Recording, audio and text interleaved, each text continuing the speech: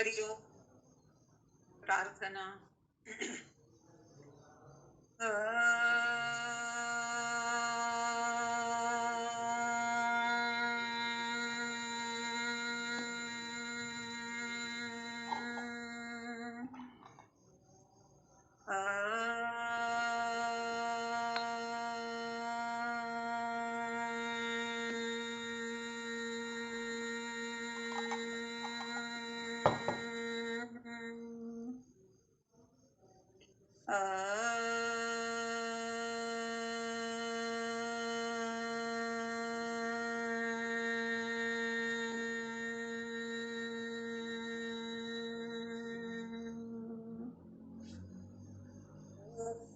सहनावतु सहनौ भुनक्तु सवीर्यं करवावहै तेजस्विनावधीतमस्तु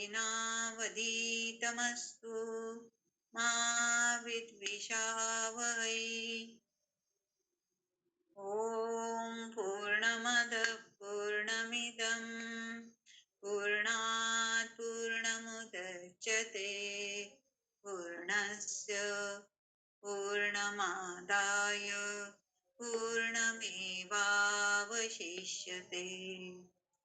ॐ शान्ति शान्ति शान्ति. हरि ओम. हरिओम. मित्रो, ईशावास्य उपनिषदातलं आज आपण शेवटचे 3 श्लोक बघणार आहोत. त्याच्या आधी काल आपण बघितलं होतं की विद्या आणि अविद्या या दोघींना एकदम जो जाणतो तो अविद्येने मृत्यूवर मात करतो आणि विद्येने अमरत्व प्राप्त करून घेतो. म्हणजेच आत्मस्वरूपाचं ज्ञान अतिंद्रिय असल्याने इंद्रियाच्या तीत जाऊन त्याचं ज्ञान करून घ्यायचं. त्याचप्रमाणे अविद्येने या विश्वात असलेल्या सुखसोयी यांचंही ज्ञान करून त्या शरीराला उपयुक्त करून घेतात. म्हणजेच देहाचं रक्षण करणं, शरीर माध्यम खलु धर्म आद्य साधनं जे आहे त्याप्रमाणे ते वागतात. आणि मग जे अव्यक्तात घडून जातात ते अंधकारात बुडतात, पण जे व्यक्तात रमतात ते त्यापेक्षाही घोर अंधकारात रमतात किंवा शिरतात. म्हणजेच भगवंत व्यक्त आणि अव्यक्त यांच्या पलीकडे आहे. आपल्याही शरीरामध्ये व्यक्त आणि अव्यक्त इंद्रिय हे व्यक्त आहेत, मन अव्यक्त आहे. मनाची ही बैठक जी आहे, मनाची बैठक जर व्यवस्थित असेल, शुद्ध असेल तर तो इंद्रियांकडनं चांगल्या रीतीने काम करून घेईल.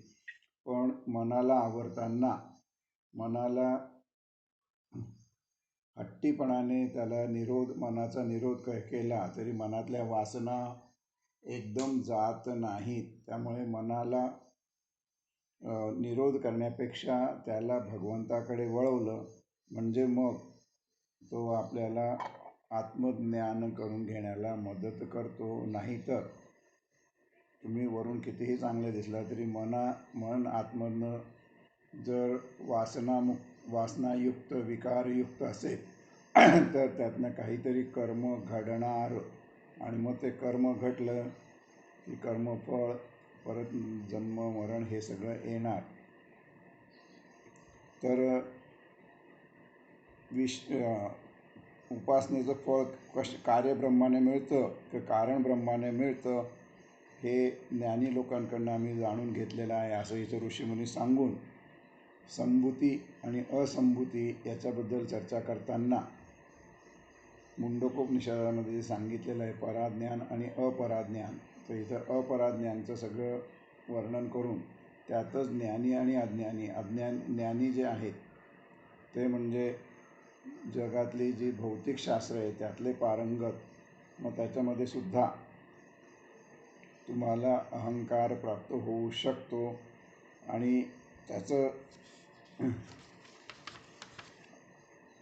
अहंकार परत ते कर्म आणि हे सगळे साखळी तयार जी होते तर त्याच्यातनंच आपल्याला बाहेर पडायचं आहे. आणि मग इथं पुढे पुढचे जे काही 16 नंतरच्या ज्या 15-16 नंतरच्या ज्या श्लोक आहेत ऋचा ज्या आहेत त्याच्यामध्ये अध्यात्मज्ञानाकडे प्रगती कशी करायची आहे याचा उल्लेख ते करतात की आता इथपर्यंत आल्यानंतर त्याला जे झाकलेलं आहे सुवर्णमयी पात्राने झाकलेलं असल्यामुळे आपल्याला ते प्रकाश त्याचा जाणवत नाही, त्याचं ज्ञान होत नाही. तर मुनी इथं प्रार्थना करतात की त्या हिरण्यमयी जे पात्र आहे त्याचं झाकण किंवा त्याला बाजूला करा आणि तिथनं आम्हाला पूर्ण प्रकाश ज्ञान येऊ द्या. हे बघितल्यानंतर सूर्याचं वर्णन केलेलं आहे. सूर्य सगळ्यांचा पोषण करता आहे. तो आपल्या शरीराचंही पोषण करतो, मनाचंही पोषण करतो. अशा या सूर्याला आपण प्रार्थना करायची आहे की तुझे किरण, तुझ्या किरणांचा फैलाव आमच्यावर होऊ दे, म्हणजे तुझ्या ज्ञानाचा प्रकाश आमच्यावर पडू दे आणि मग तुझ्या ज्ञानाचा प्रकाश पडला की आम्ही तुझ्याशी एकरूप होऊ शकू. तर 16व्या मंत्रामध्ये आपल्याला आज बघायचं आहे. 16वा मंत्र वाचा. उषन्ने कर्षे यम सूर्य प्राजापत्य व्यूह रश्मीन समूह तेजो यत्ते रूपं कल्याणतमं तत्ते पश्यामि यो सावसौ पुरुषः सोहम अस्मि. तर पूषण म्हणजे पोषण करणारा आहे, आपल्याला माहिती आहे. तर ऋषे, पूषण कर्मे ऋषे असं जे काही म्हणलं आहे, पोषणने कर्षे, तर ऋषे जो काही शब्द आलेला आहे याचा अर्थ ज्ञान स्वरूप. ऋष म्हणजे निरीक्षण करणे, यम म्हणजे नियंता शासक, आणि प्राजापत्य म्हणजे प्रजापतीचा प्रिय, आणि व्यूह रश्मी समूह म्हणजे तुझे किरण एकवटून तू आम्हाला दाखव. कारण किरण एकवटले तर त्याची तीव्रता वाढते. हे आपण लहानपणीसुद्धा गैरगोल भिंगाच्या प्रयोगावरनं बघितलेलं आहे. तर तू या विश्वाचं पोषण करणारा आहे, तूच सर्वांना पाहणारा आहेस, तू सर्वांचं शासन करणारा आणि नियमन करणारा आहेस. तू सूर्य आहेस कारण महापुरुष तुला प्राप्त करून घेतात.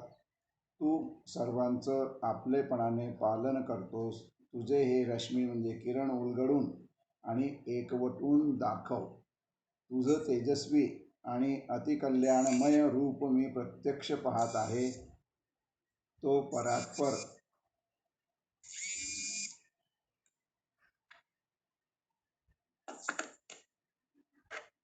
आणि सर्वश्रेष्ठ पुरुष मीच आहे.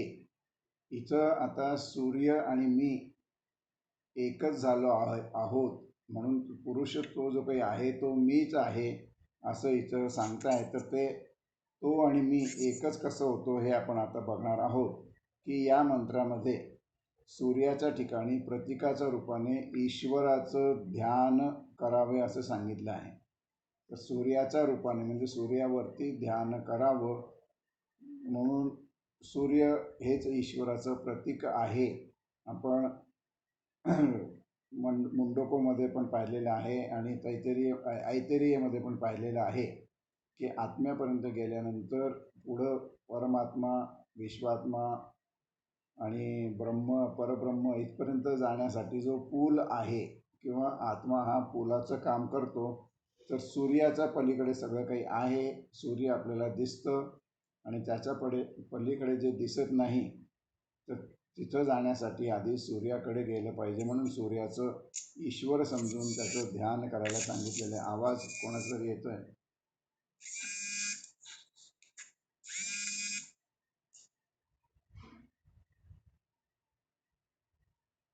ठीक आहे. तर वेद आणि उपनिषदामध्ये विश्व निर्माण करून त्यास सांभाळणाऱ्या दिव्य अव्यक्त ब्रह्माला सूर्याची उपमा दिलेली आहे.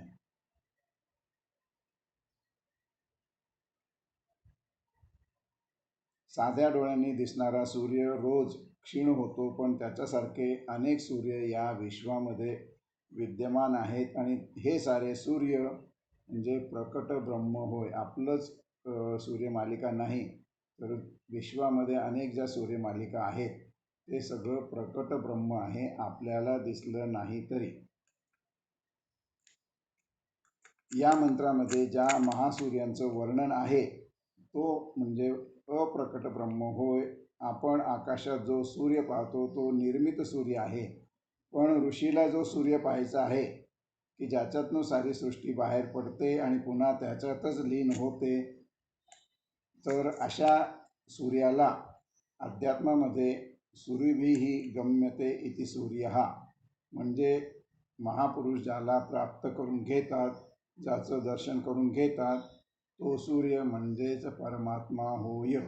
याचा अर्थ मुनी आणखीन एका वेगळ्या सूर्याला बघता आहेत की जो सूर्य आपल्याला दिसतो त्याच्या पलीकडेही अव्यक्त स्वरूपामध्ये सूर्य आहे की ज्याने ही सृष्टी निर्माण केली आणि या सृष्टीचं लीनही त्याच्यामध्येच होत आहे. तर त्या परमात्म्याचा पहिला गुण ऋषी म्हणतात की परमात्मा सर्व पाहतो. माणूस जगापासून काहीही लपवून ठेवू शकतो, पण हृदयस्थ आत्म्यापासून काही लपवून ठेवू शकत नाही. तर आत्मा जो आहे त्याच्यापासून आपण कोणतीही गोष्ट लपवून ठेवू शकत नाही. आणि हे आपण मागे मी 2-4 सिनेमांचं उदाहरण दिलं होतं की आतला एक आत्मा आणि दुसरं मन काय म्हणतं आहे, अंतर्मन आणि बाह्य मन यांच्यातला जो झगडा आहे तो तिथे सांगितलेला आहे की बाह्य रूपाने तुम्ही अनेक गोष्टी लपवू शकता आहात, पण आत्म्यापासून काहीही लपवू शकत नाही. दुसरं गुण जो आहे की हे विश्व अनेकपणाने भरलेलं आहे, म्हणून अव्यक्त ब्रह्माची किरणं ती आहेत.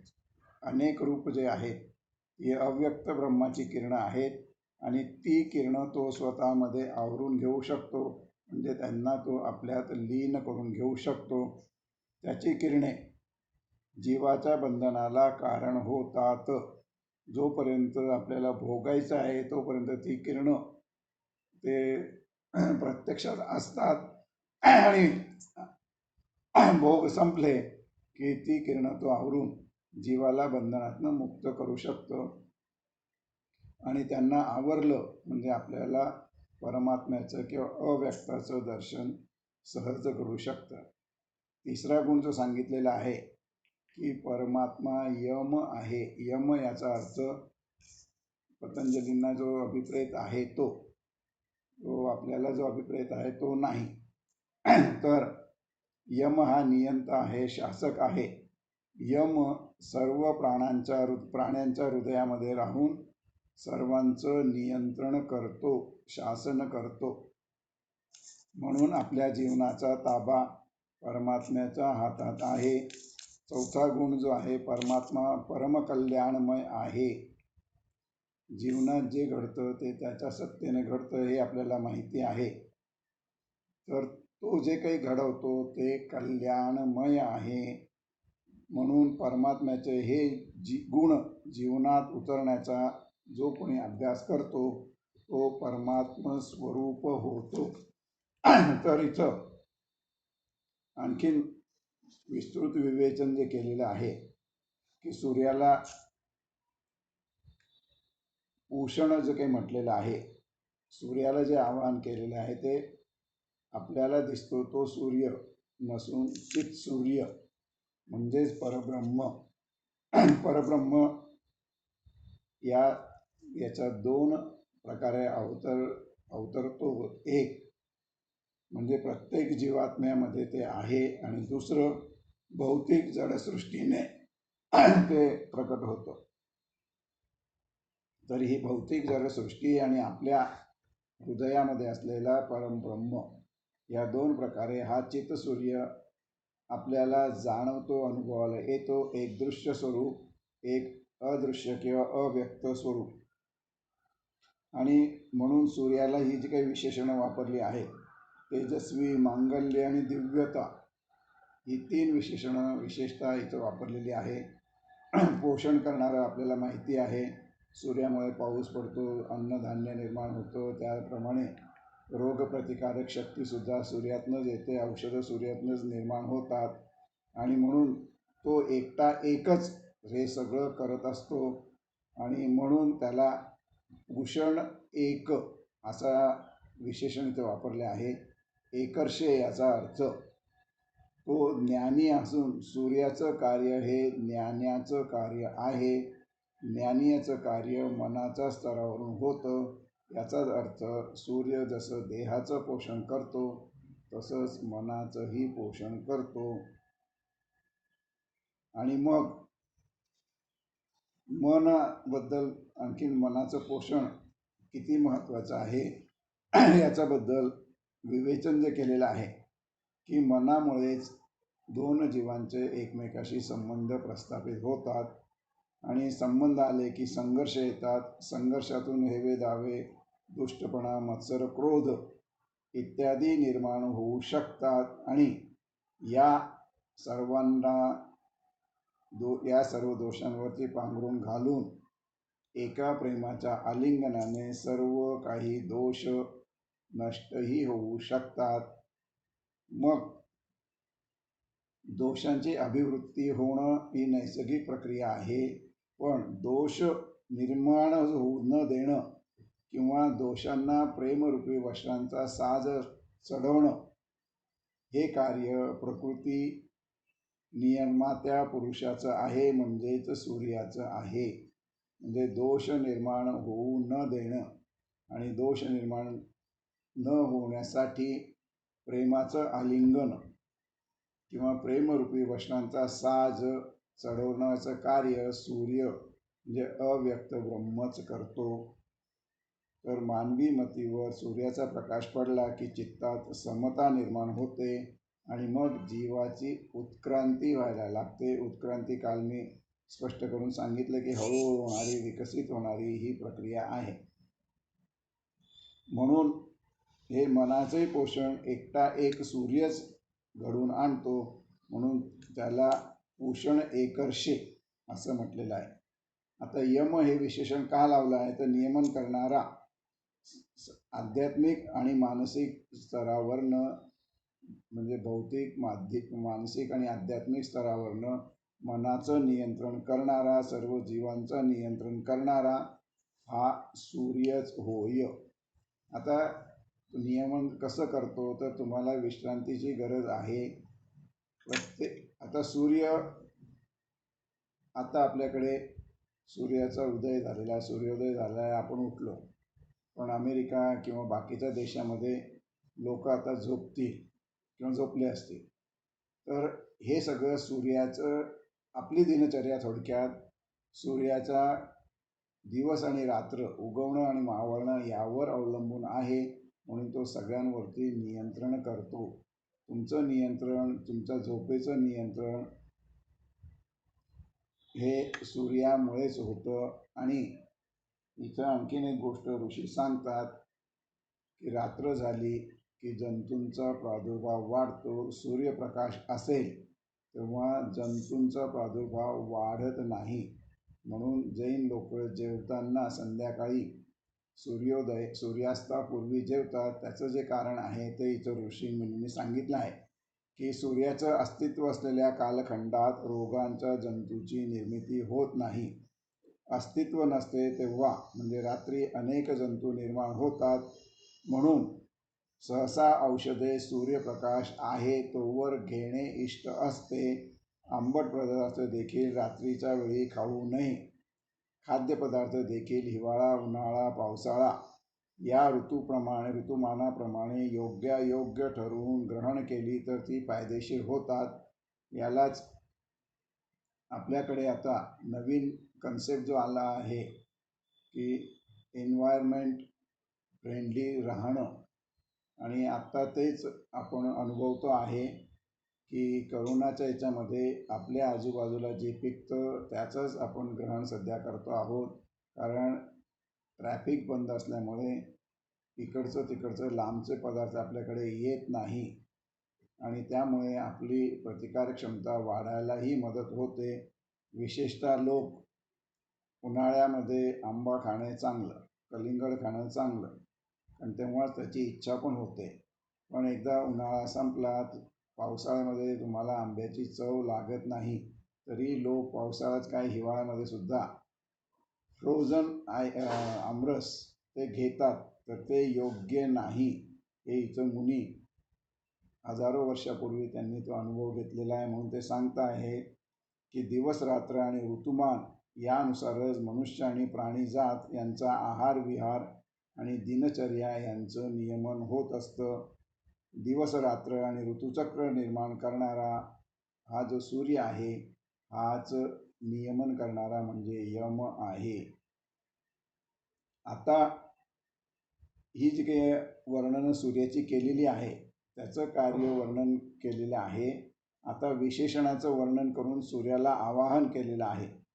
तर सूर्य हा जो शब्द आहे, त्याच्यामध्ये परत त्याची फोड इथं केलेली आहे.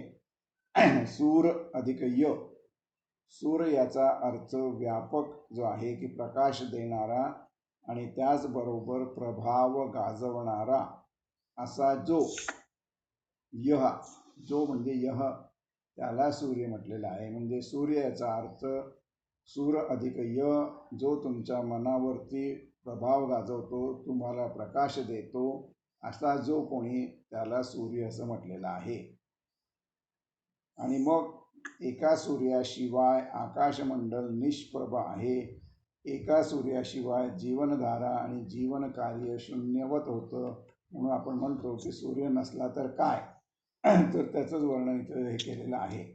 आता आणखीन दुसरं गुण जो सांगितला आहे, प्राजपत्य. दोन अर्थ त्याचे परत होतात, गुणानुसार आणि कार्यानुसार. अर्थानुसार सूर्य हा प्रजापतीचं अपत्य आहे आणि दुसऱ्या अर्थानुसार सूर्य जीवरूपी प्रजेचं अपत्याप्रमाणे पालन करतो. तो प्रजापतीचा पुत्र आहे, त्याचप्रमाणे आपलं पालन पुत्राप्रमाणे प्रेमाने करतो. तर दुसरा अर्थ जो आहे पोषण करतो, हे आपण बघितलेलं आहे. पहिला अर्थ जो आहे प्रजापतीचा पुत्र.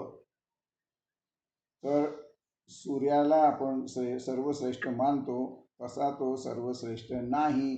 कारण जगताच्या दृष्टीने सूर्य सर्वश्रेष्ठ असला तरी सूर्याच्या दृष्टीने मात्र त्याला कोणीतरी निर्माण केलेलं आहे आणि त्याला निर्माण करणारं म्हणजे परब्रह्म, म्हणून तो परब्रह्माचं अपत्य आहे. आणि मग विश्वामध्ये एकच सूर्य असं नाही, तर अनेक सूर्यमंडल आहेत आणि त्या सर्वांचा निर्माता एकच म्हणजे परब्रह्म आहे. जसं सूर्य हा परब्रह्माचा अपत्य आहे, तसंच तो त्याचा अपत्याचं म्हणजे आपला प्रजेच्या अपत्यवत प्रेम करून तो आपलं पालन करतो. म्हणून सूर्य हा आपला पिता आहे, त्याचा पिता परब्रह्म हे उलगडून ऋषींनी दाखवल्यानंतर ऋषींनी सूर्याला प्रार्थना केली की आपल्याला परब्रह्माची प्राप्ती होऊ शकते. आता प्रार्थना का करायची आहे याचंही कारण इथं सांगितलेलं आहे की ही विश्वाची रचना स्थूल सूक्ष्म या दोन्ही स्तरावरून अत्यंत गूढ पद्धतीने झालेली आढळते आणि हे गूढ प्रत्यक्ष रचनाकाराने उलगडून दाखवल्याशिवाय कळणं शक्य नाही. म्हणून मानवी बुद्धी स्वयंप्रज्ञेने गूढ उकलण्यास असमर्थ आहे. ती शक्ती देण्यासाठी आपण सूर्याला प्रार्थना करतो. आणि म्हणून मागच्या ऋचेमध्ये झाकण उघडून आम्हाला दाखव असं जे म्हटलेलं आहे, तर तीच विनंती इथं स्पष्ट केलेली आहे की ती विनंती का, कारण सूर्याने या संपूर्ण विश्वाची उत्पत्ती रचना केलेली आहे आणि हे याचं रहस्य कळायचं असेल तर सूर्यच आपल्याला कळला तर त्याची रचना आपल्याला कळेल. आणि मग वैश्विक गुणाची रचना करणारे धागे हे प्रकाशमय आहेत, म्हणून त्याला रश्मीन असं म्हटलेलं आहे. रश्मीन याचा अर्थ किरण. सूर्याची अनंत किरणे आहेत, त्या किरणातनं एक एक धागा मोकळा करून बघणं किंवा अनुभवणं हे त्याच्याच कृपेने शक्य होतं. म्हणून नुसतं मोकळं करायचं नाही, तर मोकळं केल्यानंतर एका विशिष्ट साच्यामध्ये एकसंध म्हणजे एकवटायचं पण आहे. आणि हे सगळं व्यूह आणि समूह असे दोन शब्द इथे वापरलेले आहे. व्यूह म्हणजे मोकळे करणं. आपण म्हणतो शरीरातले अनेक व्यूह आहेत, तर त्याचं कार्य समजून घेणं म्हणजे मोकळं करणं. आणि समूह म्हणजे त्यांना एकत्र करणं. हे सगळं सूर्याच्याच कृपेने तुम्हाला जमणार आहे. जेव्हा तो वेगळं करतो तेव्हा तुम्हाला या पृथ्वीवरती जन्म देतो आणि एकवटतो, तेव्हा तुम्हाला इथनं तो घेऊन जातो. तर मनुष्य हे कसं घडतं ते बघूयात. की लहानपणापासून अनेक अनुभव घेतो. हत्तीची चाल बघतो, कासवाची दृष्टी बघतो, वाघ, चिमणी यांनाही बघतो. आणि असं अनेक अनुभव आल्यानंतर त्यातनं आकर्षण, आश्चर्य, खेळकरपणा, हसरेपणा, उदात्तता, गांभीर्य, प्रेम इत्यादी विकारांची निर्मिती होते. आणि अशा अनुभवाची विशाल बाग जीवनात तयार होते. प्रत्येक अनुभवाचा बारकावा हृदयात खोलवर नेऊन ठसवणं हे कार्य मतीवर प्रकाश पडल्यामुळे सिद्ध होत असतं. म्हणजे आपण जे जे काही अनुभव घेतो या जीवनामध्ये ते साठवण्याचं आणि त्याच्यावरती आपल्याला वेगवेगळ्या भावना उत्पन्न करण्याचं सामर्थ्य या सूर्याच्या प्रकाश किरणातच आहे. असं जर झालं नाही तर अनेक अनुभव आपल्या विस्मृतीमध्ये जाऊ शकतात. आणि वृत्तीवर चौकसपणाचा तसाच सौंदर्य शोधनाचा प्रकाश पडला म्हणजे विकारातून उद्भवणाऱ्या अनुभवांचं पृथक्करण करून एक निश्चित स्वरूपाचा भाव हृदयात स्थिर होतो. साप बघितल्यानंतर आपल्या हृदयामध्ये भीती उत्पन्न होते. एखादा प्रेमळ प्राणी बघितल्यानंतर मनामध्ये प्रेम उत्पन्न होतं. हे सगळं घडतं कारण अनेक अनुभव घेतलेले आहेत. बरेच अनुभव विस्मृतीमध्ये जातात, पण त्या वस्तू दिसल्यानंतर ते अनुभव परत जागे होतात. आणि हे जागं करण्याचं कार्य सूर्यच करतं. तर असा सूर्यशक्तीतून एकत्र व एकसंध झालेला भाव मग सूर्याकडेच झेपावतो. म्हणजे मग सूर्याचं ज्ञान करून घेण्याची भावना आपल्यामध्ये निर्माण होते. आणि मग त्याच्यासाठी आपण त्याला प्रार्थना करतो की तुझ्या धाग्याने गुंफलेलं विश्व तूच मोकळं करून दाखव आणि तूच पुन्हा एकसंध करून दाखव. मग आता हे सगळं परत मुंडकाचं परा आणि अपरा जे काही आहे त्याच्या पराशक्ती आणि अपराशक्ती किंवा पराज्ञान अपराज्ञान यांच्या सान्निध्याने हे सगळं सोडून दाखवलेलं आहे. तर शेवटी याच्यामध्ये एकच आहे की ह्या सगळ्या पराशक्तीचं दिव्यत्व परब्रह्माकडून प्राप्त होतं आणि ते प्राप्त सूर्याच्या माध्यमातून होतं. तर सूर्याची प्रार्थना आपल्याला करायची आहे.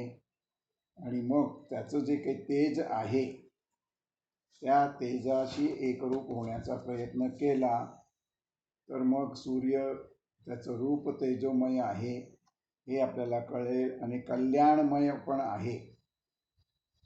तर जीवाला सुख देणे आणि कल्याण करणं या दोन भिन्न गोष्टी सांगितलेल्या आहेत. सूक्ष्मता त्याच्यातली विशद केलेली आहे की कल्याणात सुख आहेच, परंतु सुखामुळे कल्याण होईलच याची खात्री नाही. म्हणून कल्याण ही सर्वकष आणि सार्वत्रिक उन्नतीची अवस्था आहे. अभ्युदय आणि निःश्रेयस अशा दोन्हींना व्यापून टाकणारी ती अवस्था आहे. म्हणून सूर्याचा अनुभव आल्यावर मुनी त्याचं तेज किती व्यापक प्रमाणामध्ये आहे, कल्याणमय आहे, ज्ञानमय आहे, आनंदमय आहे असा अनुभव आल्यावर ते म्हणतात की तुझं दर्शन आम्हाला घडू दे, तुझ्या किरणांना आमच्यामध्ये प्रवेश करू देत आणि मग उत्तम पुरुष आमच्यातनं घडू दे. गीतेमध्ये आपण क्षर अक्षर आणि पुरुषोत्तम हे बघितलेलं आहे.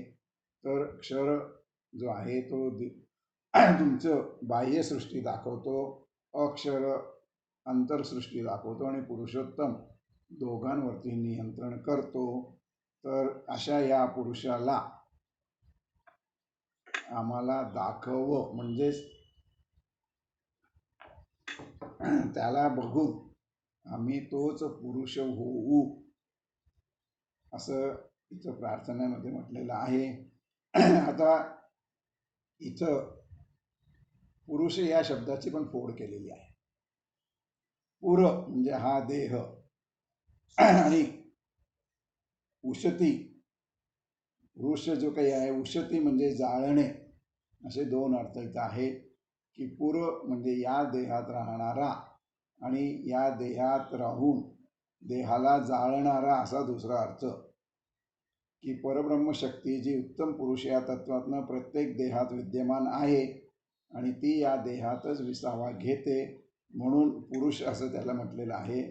आणि याच पुरुष शक्तीने आपल्यातले वाईट गुण जाळले जातात, म्हणून त्याला पुरुष असा दुसरा अर्थ इथे घेतलेला आहे. तर संपूर्ण जडतेचं, विरोधाचं, अंधारमय अज्ञानाचं नष्टचर्य घडून आल्यावर जे तेजस्वी आणि परमकल्याणमय असे दर्शन घडते, तोच हा पुरुष होय. मग या पुरुषाशी आपण एकरूप झालो तर ज्ञाता, ज्ञेय, ज्ञान ही जी काही त्रिपुटी आहे ती संपुष्टात येते आणि आपण त्याच्याशी एकरूप होतो. तर अशा या पुरुषाशी एकरूप आम्हाला कर, ही प्रार्थना इथं केलेली आहे. 17. वायुः अनिलम् अमृतम् अथेदं भस्मान्तं शरीरम् ओम क्रतो स्मर कृतं स्मर क्रतो स्मर कृतं स्मर.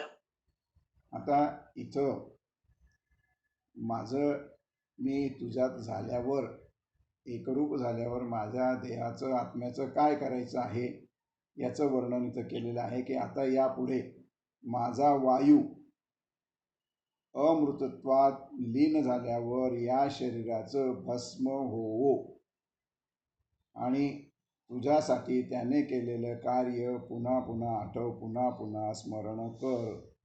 कृतकर्माचं स्मरण कर असं म्हटलेलं आहे. की अमृतत्व हेच जीवनाचं सार्थक आहे. म्हणजे काय, की मनुष्य जीवनात सर्व गोष्टी मिळवतो, पण जे खरं मिळवायचं आहे तेवढं विसरतो. भौतिक सुखात आपण रमतो, आत्मदर्शनाकडे किंवा अध्यात्माकडे आपण वळत नाही. तर आपला सर्व व्यवहार आणि खटपट भगवंताच्या दिशेने तोंड करून केली की आपल्याला जिवंतपणी नाही घडलं तरी अंतकाळी तरी भगवंताचं दर्शन घडावं. मग देह भस्म झाला तरी त्याची फिकीर नाही. आता यासाठी आपल्या आयुष्याचा आपण विचार करणं आवश्यक आहे आणि यापुढे भगवंताचा विसरण, तुझा विसरण व्हावा, एक दान दे ग देवा, तुझा विसरण व्हावा, अशी प्रार्थना याच्यात केलेली आहे.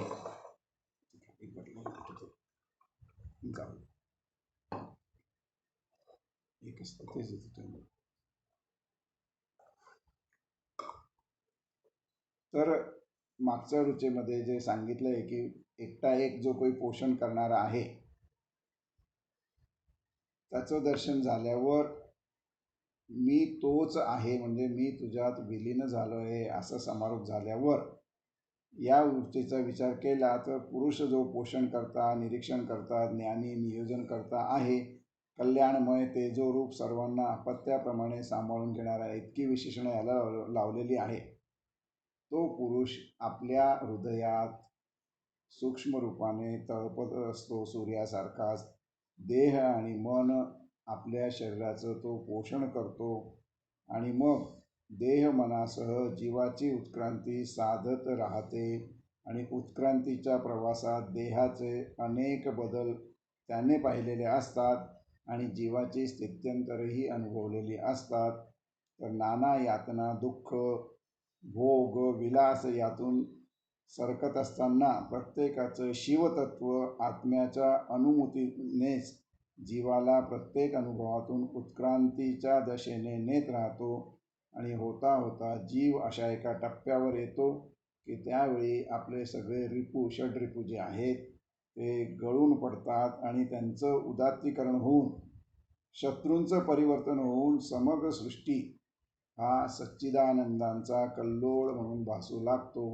ही जी काही ज्ञानेश्वराने पसायदानमध्ये मागितलेलं आहे तसंच अनुभव आपल्याला यायला लागतो आणि हे कार्य आत्म्याकडून होतं आणि मग आता इथं आत्म्याला इतकं सगळं वर्णन झाल्यावर आत्मा कोण, तर इथं त्याला ओंकार हाच आत्मा होय असं संबोधलेलं आहे.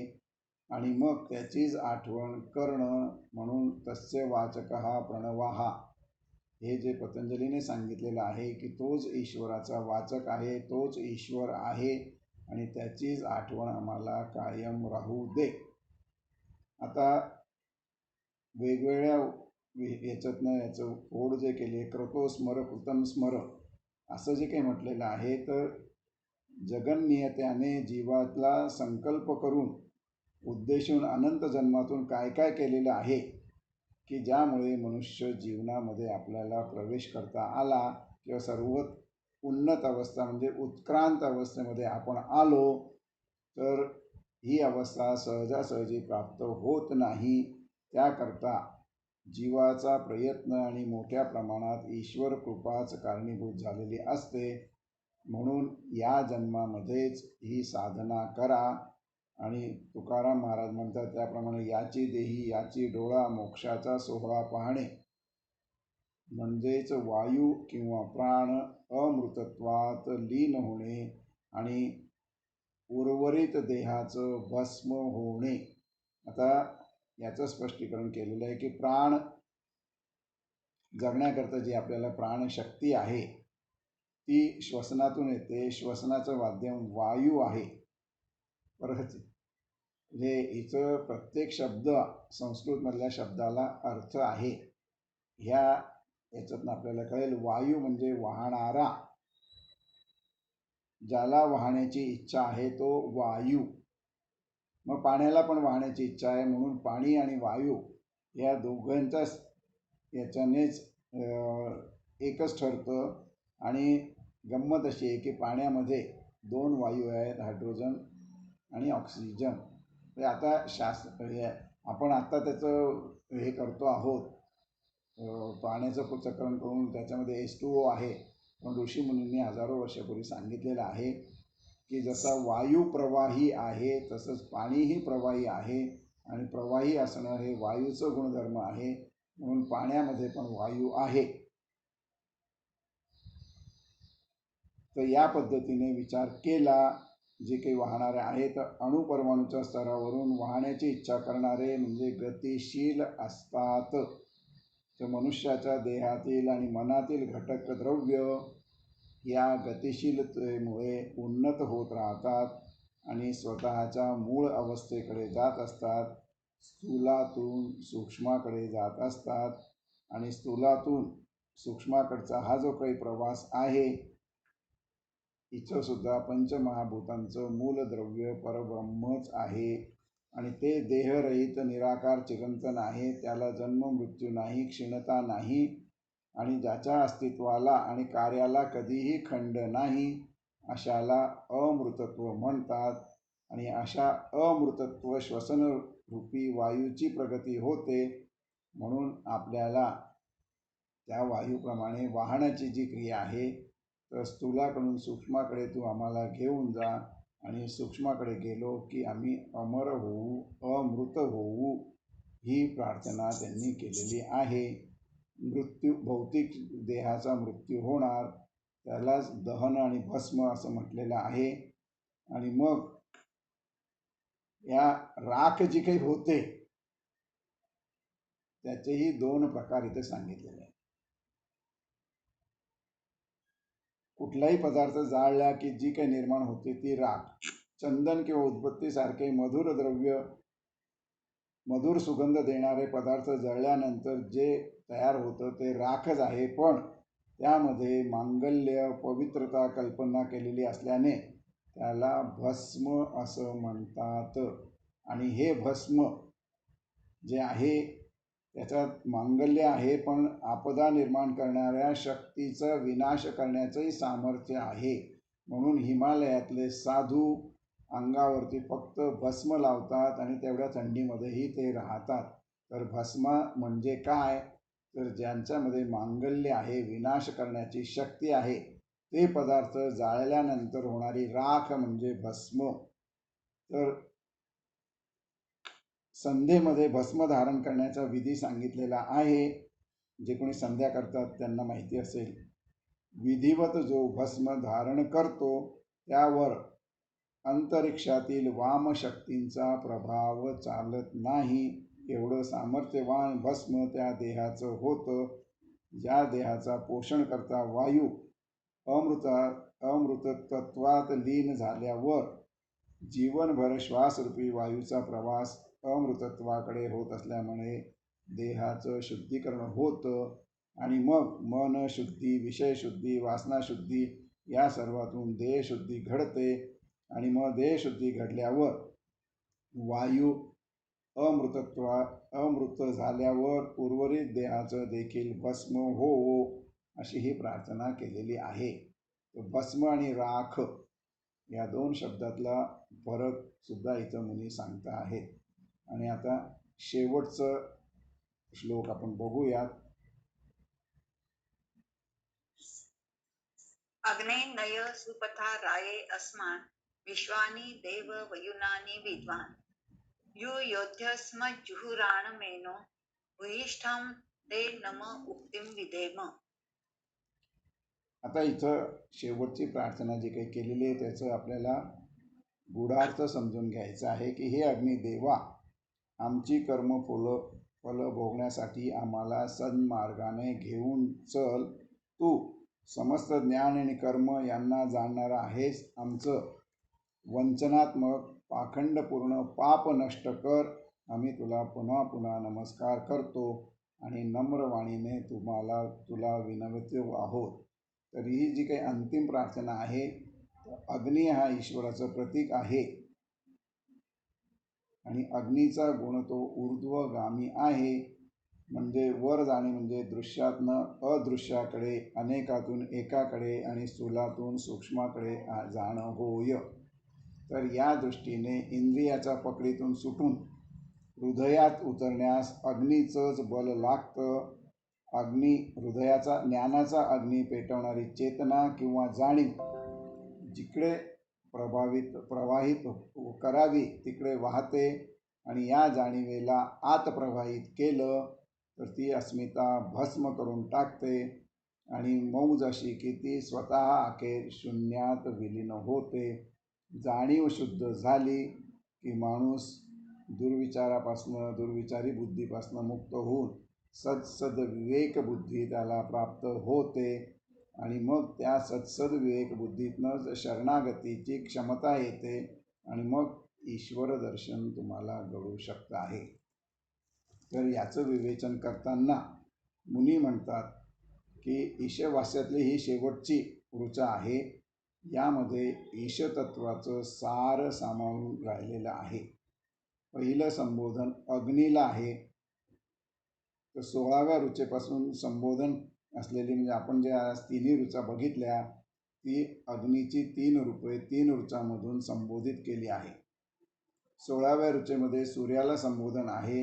एकला एक विश्वाला नियमात बसवून विश्वाचं पोषण करणारा कल्याण तेजस्वी असलेला सूर्य त्या 16व्या ऋचेमध्ये म्हटले आहे. 17व्या ऋचेमध्ये सूर्याला अनल म्हणजे वायू असं म्हटलेलं आहे आणि वायूचं वहन अमृतत्वाकडे त्याला क्रियाशील व्हावं असं आपण प्रयत्न करायची प्रार्थना केलेली आहे. तर अशा रीतीने सूर्याची प्रतिष्ठा अमृतत्वाबरोबर झालेली आहे आणि या ऋचेमध्ये सूर्य आणि अनल यांना एकत्र करून त्यांची प्रतिष्ठा परब्रह्मा समान मानून त्याला अग्नी या नावाने संबोधलेलं आहे. तर अग्नी, अनल आणि सूर्य यांना परब्रह्म कल्पून केलेलं हे आवाहन आहे. थोडक्यात स्वप्रकाशी आणि स्वयंभू पूर्ण असलेल्या परब्रह्माची ही प्रार्थना होय. आता प्रार्थना म्हणजे काय याचे विश्लेषण इथं केलेलं आहे की वैश्विक सत्ता दोन प्रकारे कार्य करतं. एक ध्वनी आणि दुसरं म्हणजे सामर्थ्य. आता ध्वनीमुळेच सगळ्या विश्वाचं कार्यप्रणाली चालते हे आपल्याला माहिती आहे. ध्वनीमुळेच शब्दांना अर्थ प्राप्त होतो हे आपण बघितलेलं आहे की शब्द कसे विचारावं म्हणून शब्दाला तिथं वेदातला यज्ञाचं भस्म असं मानलेलं आहे की तुम्ही शब्दाचं माधुर्य आणि मांगल्य हे सुद्धा आपण बघितलेलं आहे. तर त्याचाच इथं उच्चार केलेला आहे की ध्वनीमुळेच शब्दांना अर्थ प्राप्त होतो. एकाच शब्दात शिष्ट अशिष्ट, क्रोधाने भरलेले, ममतायुक्त, तू शहाणा आहेस बरं का माझा बाळा, आणि शहाण्या फार वाजून लागले, शहाणा शब्द तुम्ही कसं उच्चारता आहात म्हणून त्याला तुमच्या बोलण्याला म्हणून वैखरी वाणी वगैरे हे सगळं आपण बघितलेलं आहे.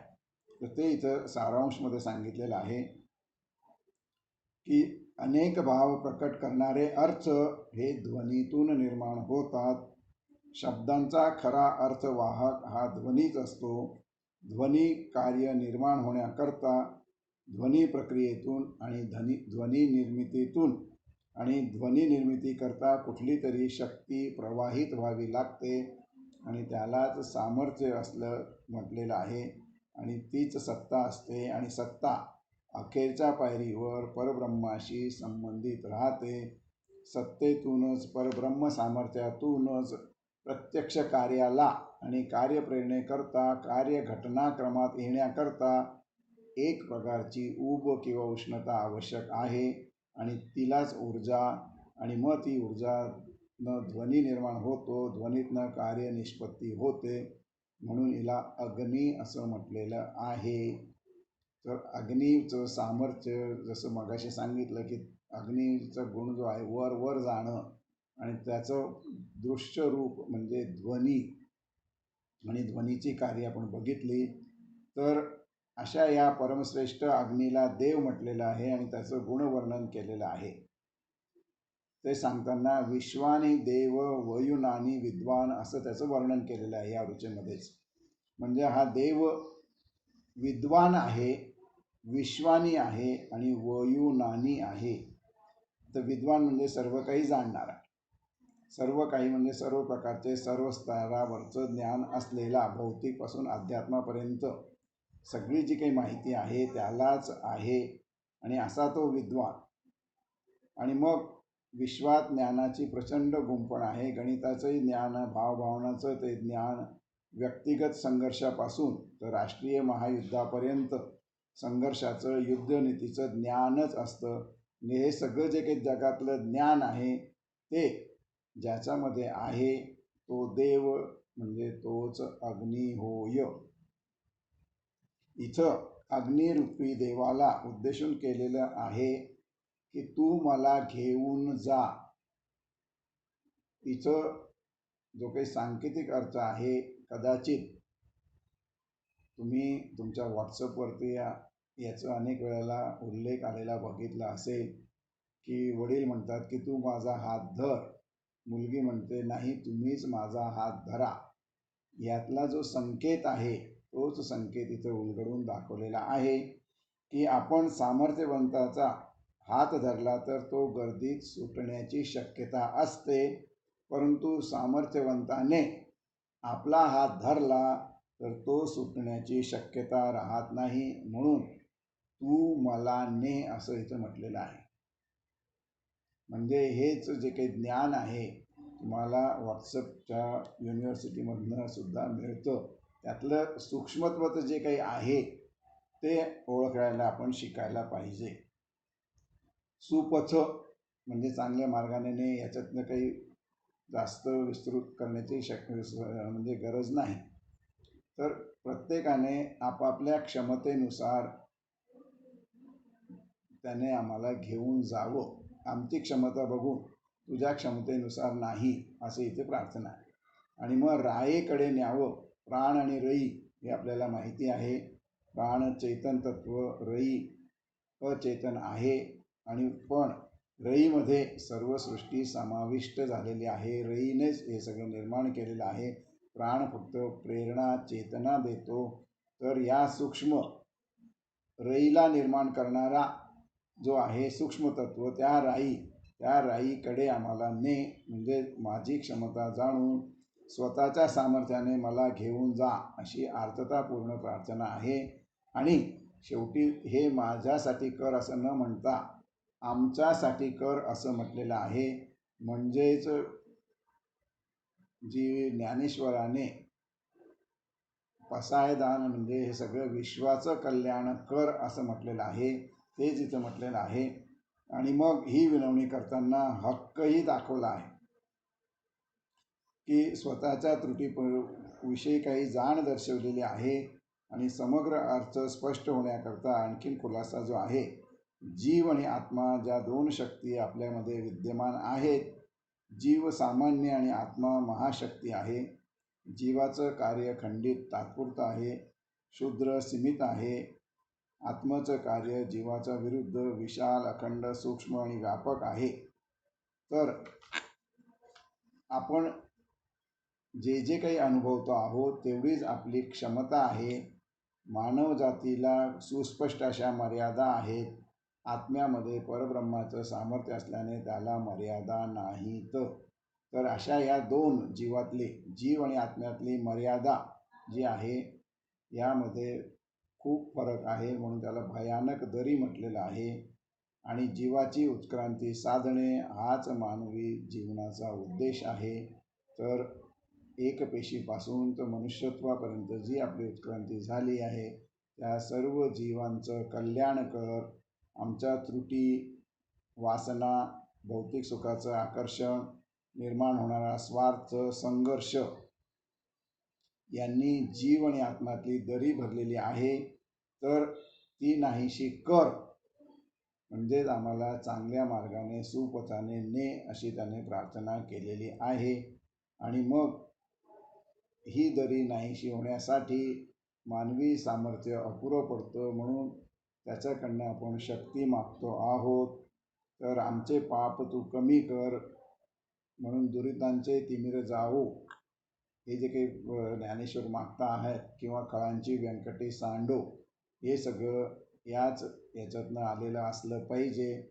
म्हणून ऋषी एवढं सगळं मागून त्याला वारंवार वंदन करतात.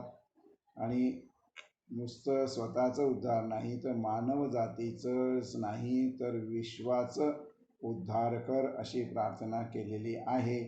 आणि मग आपल्या आत्मोन्नतीच्या आड येणारे जे जे काही आहे, वासना विकार जे काही असतील, त्याला आत्माच पळवून लावेल. आणि मग आपला आत्मोन्नती होऊन, आपली उत्क्रांती होऊन आपण परब्रह्माकडे जाऊ, इतकी प्रार्थना करून हे उपनिषद जे आहे ईशावास्य, याचं समारोप आपण करूयात.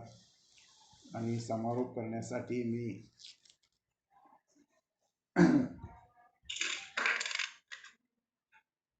शांती मंत्र आता म्हणतो आहे. ओम पूर्णमद पूर्णमिदं पूर्णात् पूर्णमुदच्यते पूर्णस्य पूर्णमादाय पूर्णमेवावशिष्यते. ओम शांती शांती शांती. हरी ओम. आपल्या सर्वांच्या